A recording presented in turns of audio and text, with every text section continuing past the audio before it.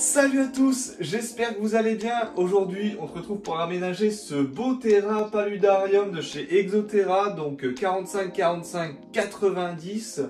Donc ça sera pour un gecko à crête. Faut savoir que les geckos à crête adorent la hauteur. Donc là, en 45-45-90, ça va être plutôt cool. On va accueillir un petit juvénile que je vais chercher ce week-end, en même temps que le marron d'ailleurs, que vous avez déjà vu sûrement d'ici là. Et donc voilà, on va le faire ensemble. Alors on va le préparer pour le bioactif. On va tout faire pour qu'il commence à y avoir de la microfaune et tout. Par contre, au niveau des cloportes et des colamboles, le problème c'est qu'on est en hiver. J'ai pas trop envie de me faire envoyer des vivants. Donc, on va éviter. Mais dès le printemps, dès que les températures reviennent, il va être lancé complètement en bioactif. Mais là, on va le préparer pour que ça commence tout doucement. Et je vais vous montrer des petites astuces pour le démarrer en bioactif sans forcément avoir des colamboles ou des cloportes tout de suite. Du coup, là, ce qu'on va essayer de faire, c'est vraiment mettre des branches pour qu'il aille vraiment en hauteur et lui faire en fait des zones d'ombre. Comme j'ai déjà dit sur les autres vidéos, j'aime pas trop les cachettes noix de coco, ça n'existe pas dans la nature, d'accord? Après j'ai rien contre ceux qui le font, mais bon voilà, moi c'est pas dans mon optique, j'essaie de faire des choses au plus naturel possible. Donc on va garder le fond derrière et on va essayer de mettre vraiment beaucoup de branches, beaucoup de plantes grimpantes aussi pour que là ça aille jusqu'en haut. Et donc l'éclairage qui est en haut là, que vous voyez actuellement, c'est un Jungle Down Arcadia en 24 watts, donc c'est un éclairage qui envoie de la patate de fou. Franchement, je suis agréablement surpris. Je pensais pas que c'était aussi puissant. Vous pouvez voir à côté là la différence. Il y a 3 LED Amazon là-dessus. Je me souviens plus de la marque honnêtement. Il y a 3 petites rampes LED qui sont dans la grosse rampe de lampe là. Et la différence, voilà quoi, on la voit tout de suite. Et donc ce qui est super cool aussi avec les rampes LED Arcadia, c'est qu'on peut les brancher en série. Donc là je les branché à mon deuxième terrarium que j'aménagerai plus tard, je vous en dis pas plus. Et en fait ce qui est énorme, c'est que du coup ça prend qu'une prise. Et vous économisez des prises sur une multiprise, moi ça m'a sauvé la vie honnêtement. Donc voilà, objectif, beaucoup de branchage, plantes grimpantes avec quelques grosses plantes. Bon, qu'ils deviendront par la suite, hein, on va pas mettre des grosses plantes tout de suite. Mais voilà, on va essayer de faire ça, c'est parti. On va d'abord commencer par mettre les billes d'argile, donc super important pour le fond. Bon, certains vous diront de mettre une moustiquaire, c'est vrai que c'est quand même mieux pour un peu différencier les strates. Donc là, je vais vraiment en mettre dans le fond du terrarium. Donc hop, j'en mets vraiment que dans le fond du terrarium parce qu'en fait, toutes mes plantes vont se concentrer quasiment que vers le fond. Donc généralement je ne mets pas toutes les billes. Allez, du coup on y va, on en met un peu plus quand même parce que là ça suffit pas du tout, donc j'en remets pas mal. Oh, je vais tout mettre, alors tant qu'on y est.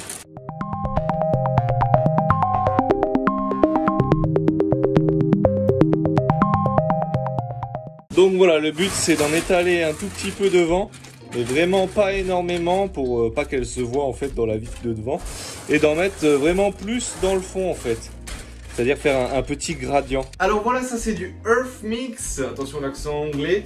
Donc ça c'est vraiment un substrat qui est top pour les plantes et pour le bioactif. C'est de la terre qui est récoltée en zone volcanique si je dis pas de bêtises. Et en fait c'est blindé en nutriments. Et il y a déjà un peu de microfaune dedans en fait. Donc en fait pour le bioactif c'est juste parfait quoi. Donc on va verser tout le sachet dedans. Et par derrière on va mettre un peu de terre de bruyère avec un mélange de substrat. Allez on y va, on met encore le Earth Mix. Et oui c'est de l'Arcadia mais non je ne suis pas sponsor. Allez, on verse tout là, vraiment, on met la dose.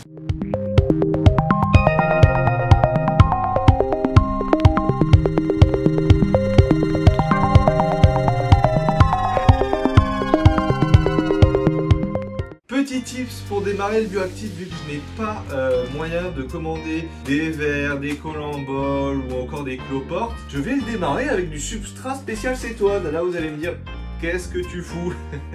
Eh bien en fait le substrat spécial cétoine c'est un substrat qui est prélevé en forêt, c'est-à-dire que là-dedans c'est blindé en biofaune, en microfaune, il y a des vers de terre dedans sur les parois, on peut les voir, enfin c'est super bon. Je veux pas les blinder hein, parce que bon voilà c'est quand même pour mes coléoptères de base, mais j'en mets un tout petit peu et en fait ça va ensemencer un peu le terrain. Donc voilà, petit tip si jamais vous avez ça de dispo chez vous. Et regardez ce que j'ai. Vous voyez ce que je vous dis? Un petit ver de terre les amis. Donc vraiment c'est super chargé en microfaune. Alors du coup là on commence avec la mousse. Donc là c'est de la sphène, hein, voilà tout simplement. C'est de la sphène qui est très bien adaptée pour le bioactif. Et en fait on va la mettre dans le substrat pour qu'elle retienne l'humidité tout simplement. Donc hop, elle est dedans. On va mettre pas mal d'eau. Hop, déjà hop, une bonne bouteille d'eau là. On va la mélanger. On attend qu'elle absorbe tout. Vous allez voir, elle va prendre vraiment beaucoup de volume. Donc ça va être plutôt cool. J'en ai coupé des petits bouts, mais ça sera largement suffisant. Et voilà, du coup, la mousse, elle a vraiment bien donné. Donc ce que je vais faire, c'est que je vais mélanger maintenant avec de la terre de bruyère. Donc la terre de bruyère, je vous avais déjà expliqué dans une précédente vidéo. C'est vraiment super bien. Donc on va mélanger les deux. Et on va rajouter après un peu de substrat spécial toupette en fait par-dessus. Donc un substrat que j'avais déjà utilisé il y a un moment et en fait voilà, ça va donner vraiment un substrat un peu aéré, homogène et qui retient très bien l'humidité.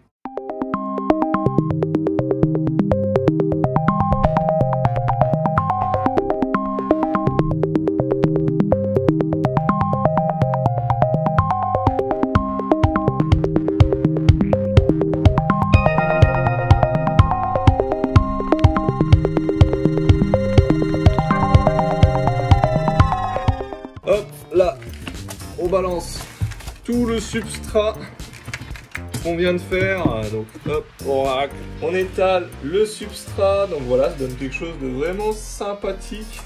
On essaye de faire une butte hein, vers le coin là. Ah, vous savez bien que bon, les coins un peu trop plats où il n'y a pas de relief, c'est pas ouf. Franchement, moi j'aime pas trop. Hein, on va être honnête. Là, on peut balancer un peu de ça partout. Donc on va faire deux buts des deux côtés. On va vraiment rabaisser à fond devant, faire un beau petit dégradé. Voilà, donc ça c'est plutôt cool, hein, j'aime bien le rendu honnêtement. Et voilà, et pour finir là, on met le Rainforest de Exoterra. Donc voilà, du Forest Floor ça aurait été très bien aussi, mais bon j'en ai pas trouvé sur le moment. Donc là c'est pour vraiment donner un style forêt.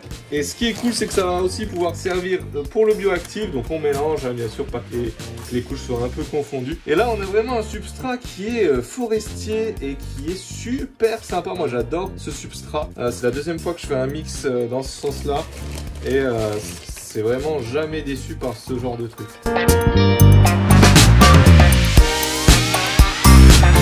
Donc voilà, là on va mettre les écorces, les branches, les plantes et après ça sera enfin fini, on pourra accueillir le petit gars. C'est parti. Donc hop, là on va mettre le big bout là, ça va être vraiment cool là, ça va être vraiment une pièce maîtresse du terrain. On va le mettre là, c'est plutôt bien. On va venir le recaler avec des écorces là sur les côtés, histoire que ça ne bouge pas. Hop, et là on va passer aux autres branches.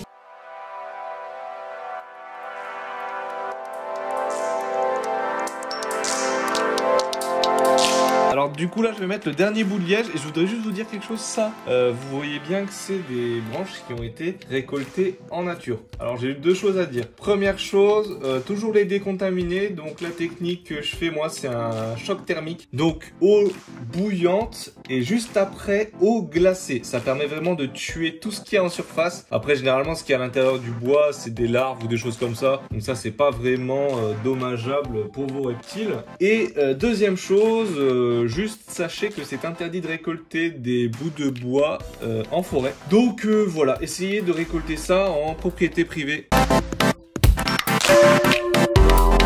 Donc voilà la disposition des branches. Ne vous inquiétez pas, quand les plantes vont pousser, il aura un max de cachettes. Avec les plantes que je vais mettre, il en aura déjà un max. J'en ai mis quand même une sur le côté là, c'est un liège qui est un peu incurvé et sur la hauteur. Donc s'il a besoin vraiment d'une cachette, il pourra y aller. Mais je veux dire là, je vais mettre plein de plantes à feuilles et tout, ça va être super cool. Bon bah voilà le petit panel de plantes que j'ai. Après je vais peut-être en rajouter, ça sera en fonction de si c'est blindé ou pas. Donc voilà, de la calathea, de la pothos en pagaille, des plantes qui grandissent et qui montent hein, tout simplement dans les branches. C'est parti.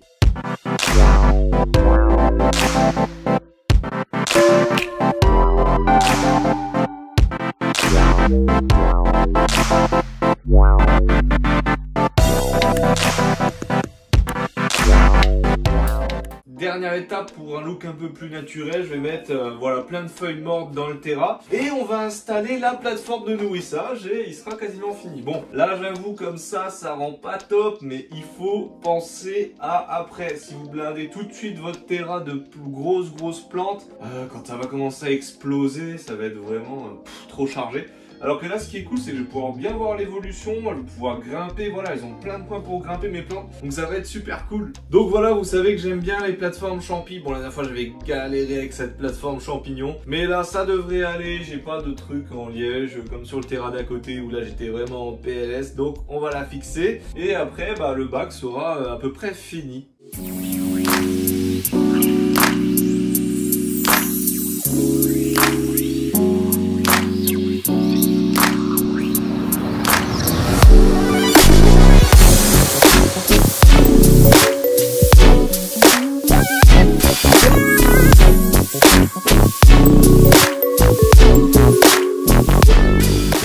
Bon ben voilà, c'était super de faire ça. Là on va mettre le petit gars, donc il y aura un petit timelapse entre les deux.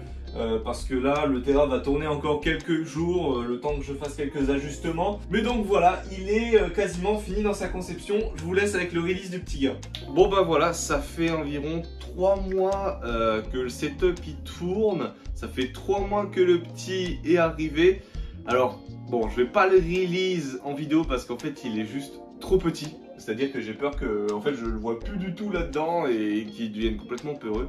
Donc j'attends un tout petit peu, je pense encore un mois et demi. Et après je vais les release. Mais bon, la vidéo ça fait 3 mois qu'elle attend. Bon, je voulais la mettre. Donc si vous voulez voir ça, n'hésitez pas à me suivre sur Insta. Et sinon, j'ai enfin fini le bioactif sur ce terrarium. Et c'est pour ça en fait que je ne le mets pas aussi. Parce que ça fait moins d'une semaine que j'ai mis des cloportes. Donc bon, vu la taille qu'il fait, vu la taille des cloportes, je pense qu'il va se faire un petit festin. Donc je préfère qu'il y ait déjà quelques petits cloportes et qu'il y ait eu déjà un peu de reproduction de cloportes avant de le mettre.